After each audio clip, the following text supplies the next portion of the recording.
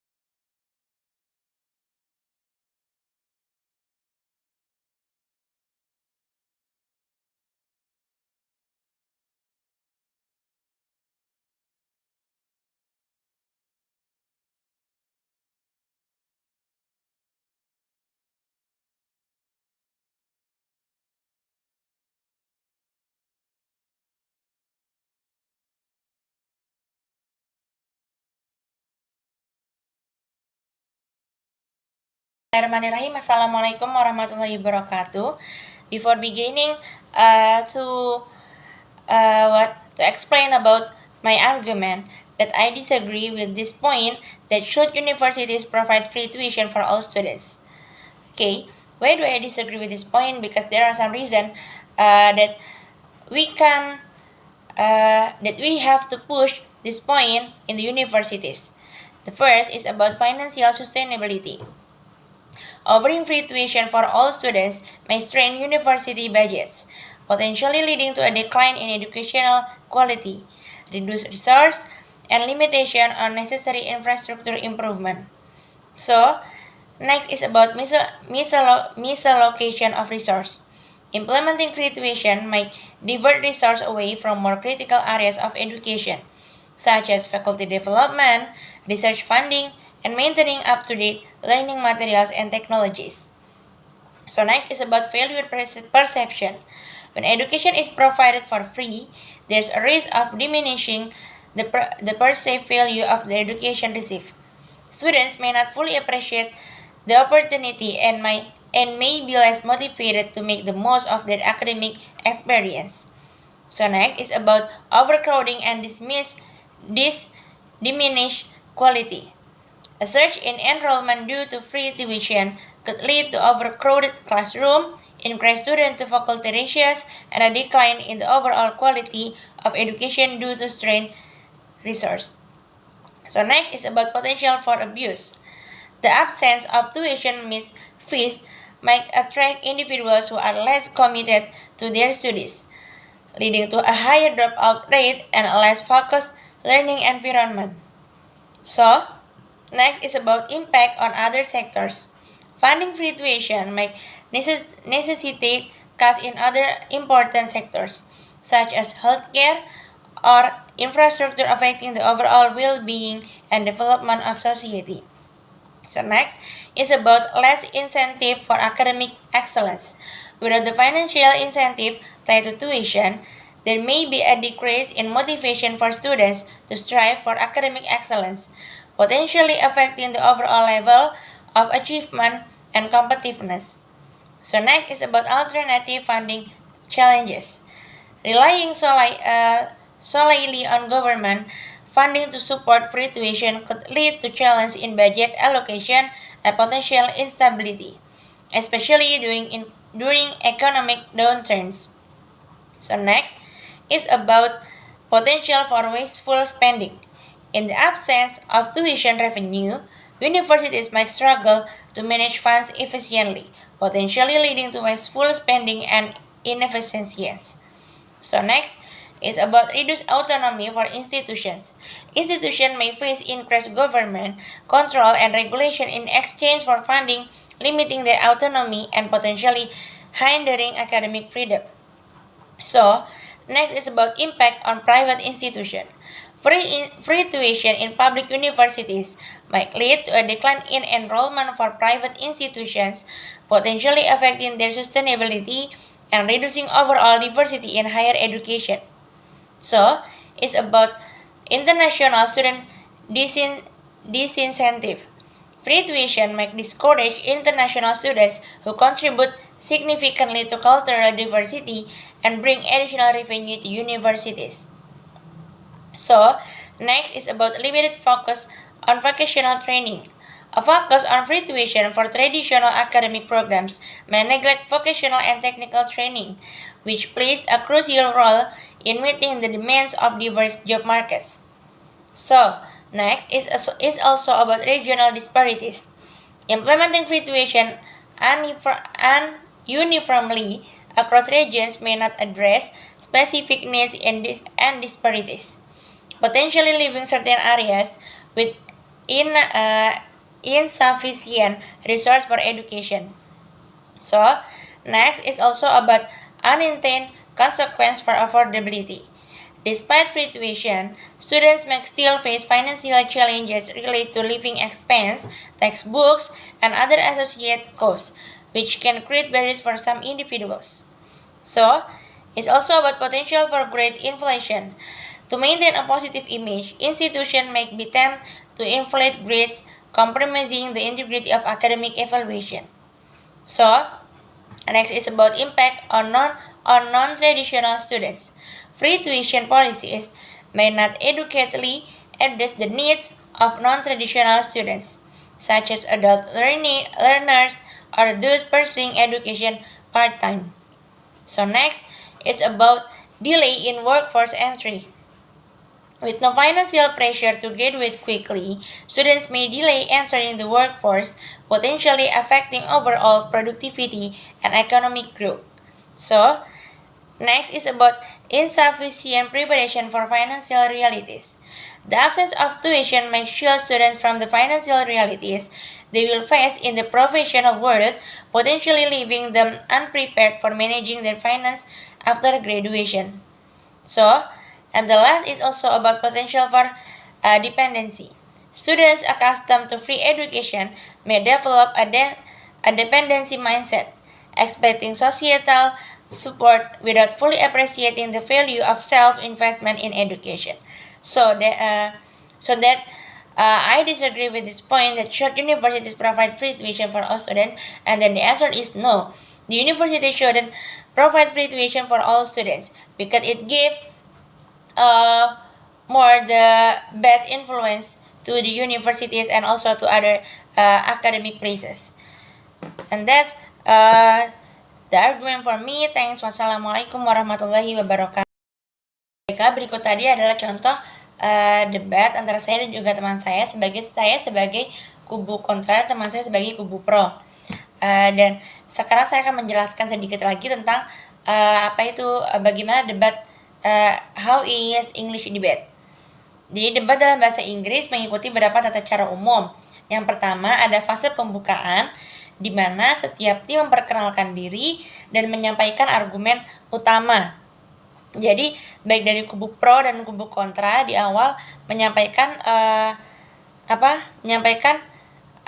perkenalan diri mereka dulu, lalu kemudian argumen utama mereka, kenapa mereka setuju dengan mosi ini dan kenapa mereka tidak setuju dengan mosi ini. Kemudian ada putaran pertanyaan dan jawaban antar tim. Nah, jadi setelah itu ada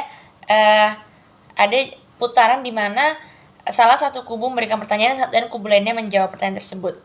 Setelah itu, masing-masing tim memiliki kesempatan untuk memberikan tanggapan atau merinci argumen mereka lebih lanjut. Dan setelah melalui putaran pertanyaan dan jawaban tersebut, setiap tim mendapatkan giliran untuk memberikan tanggapan atas pernyataan lawannya dan juga untuk merincikan argumen mereka lebih lanjut. Jadi argumen yang telah mereka sampaikan sebelumnya dijelaskan lagi lebih rinci lagi dan dikuatkan lagi dengan adanya data-data yang valid. Kemudian untuk yang terakhir, debat ditutup dengan kesimpulan dan penutupan yang merangkum poin-poin kunci. Lalu di bagian akhir, debat ditutup dengan kesimpulan dan poin-poin penting dari setiap kubu, baik dari kubu pro dan juga kubu kontra. Dan penting untuk mematuhi aturan waktu, tetap hormat dan menggunakan bahasa yang efektif dan memenangkan debat. Dalam debat diperhatikan apakah caranya benar atau tidak, dan dilihat juga argumen dari kubu mana yang paling kuat dalam debat tersebut. Nah, kemudian terms in debate, jadi tempat duduknya yang pertama seperti ini. Jadi di sini pembicara pertama Prime Minister, kemudian sebelahnya ada Deputy of Prime Minister, kemudian di depannya yang pertama ini ada yang ketiga ada Leader of the Opposition, sebelahnya ada Deputy Leader of the Opposition, lalu kemudian di sebelah sini berarti di sebelahnya yang kedua ada Member of Government, kemudian di sebelah di hadapan Member of Government ada Member of Opposition, kemudian di sebelahnya Member of Government ada Government Whip, dan di depannya Government Whip ada Opposition Whip. Jadi ini adalah tempat letak di mana para debaters harus duduk. Dan juga dalam English debate itu ada dua macam, ada British tata cara British, ada juga yang ASEAN, yang mana debate itu kadang normalnya dilakukan oleh 8 orang, tapi juga kadang bisa menjadi 4 orang atau juga bisa dilakukan hanya dengan 2 orang, pro dan kontra. Sekian review materi dari saya. It's just all from me. Maybe that's all from me about the subject of English debate on Thursday, January 25. Thanks. Wassalamualaikum warahmatullahi wabarakatuh.